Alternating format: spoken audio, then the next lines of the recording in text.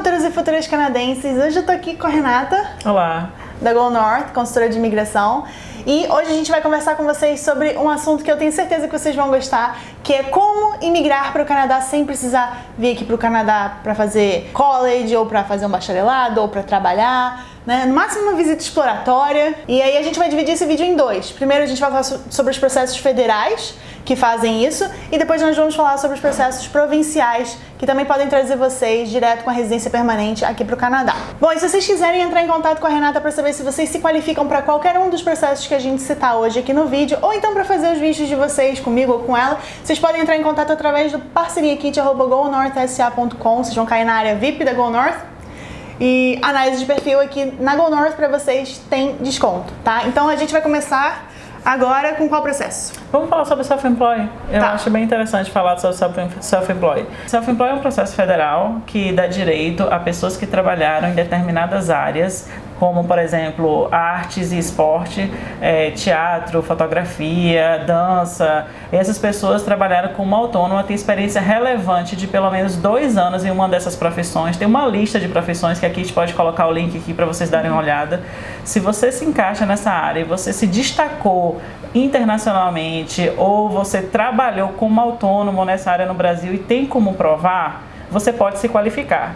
Agora, o problema desse processo é que a avaliação dele é subjetiva, não é igual ao Express Entry, que você bate aquela pontuação e você vai ser chamado se a sua documentação estiver correta. Esse processo não. Esse processo você pode ser elegível, você pode ter mais do que os pontos necessários, que no caso são 35 pontos para ser elegível, você pode passar dessa pontuação, você pode fazer 70, 80 pontos, mas a partir do momento que o oficial lê a sua aplicação e ele não acreditar que você vai ser uma pessoa que vai trazer algum benefício cultural aqui para o Canadá, ele vai negar a sua aplicação. É subjetivo demais. Né? É subjetivo demais. Então é um risco. Nós aconselhamos sempre que a pessoa tente primeiro pelo processo federal, pelo Express Entry, veja se tem a pontuação correta e se não tiver e qualificar para o self-employed seria uma segunda opção.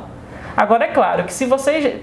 Vou dar um exemplo, você já veio para o Canadá, você está trabalhando como autônomo no Canadá, em uma dessas áreas que qualifica, talvez a sua chance seja bem maior de quem está aplicando no Brasil. Eu acompanhei muitos casos de pessoas que ficaram anos esperando e foram negados, e pessoas que foram aceitas. Então o processo do self-employed, ele pode durar, hoje o processing time dele no site do CIC está de 2 anos.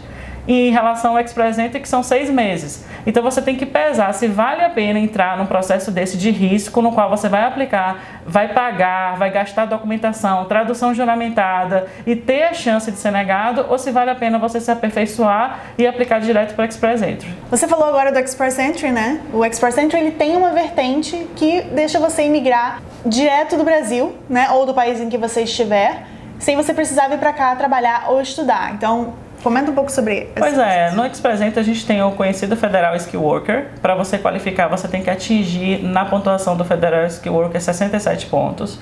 Eles vão avaliar o seu nível de inglês, o que é extremamente importante, porque você tem que ter pelo menos o seu B7. Eles vão olhar a sua experiência profissional, tem que ter pelo menos 1 ano de experiência profissional contínuo. Eles vão olhar a sua idade, que tem peso nisso daí, e aí seu nível educacional. E depois, se você bater esses 67 pontos, não significa necessariamente que você vai ter a pontuação para ser chamado no Express Entry. Então, assim, cuidado com isso, porque às vezes vocês vão fazer uma avaliação com consultoria de imigração e as pessoas falam, você é elegível. Ok, mas o elegível não significa que você tenha a chance de ser convidado. Então, você pode ser elegível e sua pontuação está em, sei lá, em 400.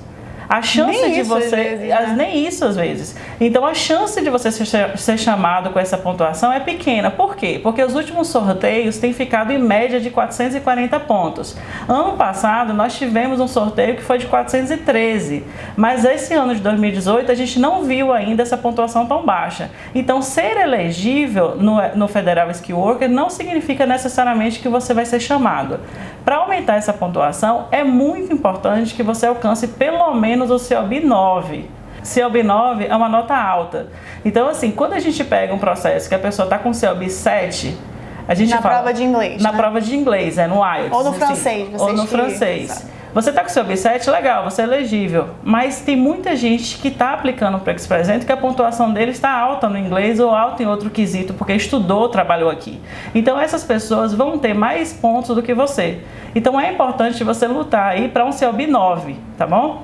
Tá, vamos lá. O que você acha que é um perfil que chegaria nos 440 pontos hoje? CLB 9, o que mais? Olha, vamos pensar que a pessoa está no Brasil, que ela não estudou e nem trabalhou aqui. Nesse caso, a pessoa tem que ser jovem, tem que estar naquela faixa, sei lá, dos 29, 30, 31 anos, ter um mestrado. Ou pós-graduação não serve? Serve, mas o mestrado vai pontuar mais. Então, assim, um mestrado, a gente tem visto clientes aqui com mestrado, jovens e com experiência profissional de mais de 3 anos. E o CLB 9? O CLB 9. Então, assim, se você tem o CLB 9, tem o mestrado, tem a experiência profissional de mais de 3 anos, experiência relevante, a chance de você ser chamado é muito grande. Quando a gente fala experiência relevante é nos NOCs corretos, né? Porque eles não consideram todas as profissões, eles consideram o NOC 0 A ou B, que eu vou deixar também um link aqui na descrição para vocês descobrirem qual é o NOC de vocês, tá? E verem se vocês seriam elegíveis, então, ao Federal Skilled Worker. Então a gente vai falar agora de outro programa federal que dá direito a você emigrar diretamente do Brasil para cá. Nesse caso seria o Startup. Mas o problema do Startup é que você tem que ter uma ideia inovadora. Provavelmente essa ideia da área tecnológica, você vai ter que encontrar uma empresa aqui, o governo tem uma lista dessas empresas que vão escolher o seu projeto. Se ela escolhe o teu projeto, você é selecionado, o que cada empresa tem o seu processo de seleção próprio, não é uma coisa padrão para todas elas. Se você tem essa ideia brilhante, inovadora, você acha que essa ideia vai arrebentar e você quer vir para o Canadá com essa ideia, você tem que entrar em contato com essas empresas que estão na lista do governo e aí essas empresas, uma delas vai te aceitar e vai te patrocinar. E você tem que ter um anjo patrocinador que está disposto a investir pelo menos $75 mil no teu projeto. Se você tem essa empresa, você tem um anjo patrocinador, você vai entrar tipo num programa incubador, que eles vão trabalhar, te ajudar no processo para fazer com que a sua empresa seja viável aqui. Todo estudo de mercado, toda a preparação não é uma coisa muito fácil, mas pode dar certo. O importante é que você, que é o dono dessa ideia, dessa empresa, você vai poder vir para o Canadá como residente permanente juntamente com a sua família. Você tem que ter uma determinada quantia em dinheiro para se estabelecer no país, você não pode ficar dependendo do dinheiro que vai ser investido na empresa, mas você tem a chance de chegar aqui como residente permanente.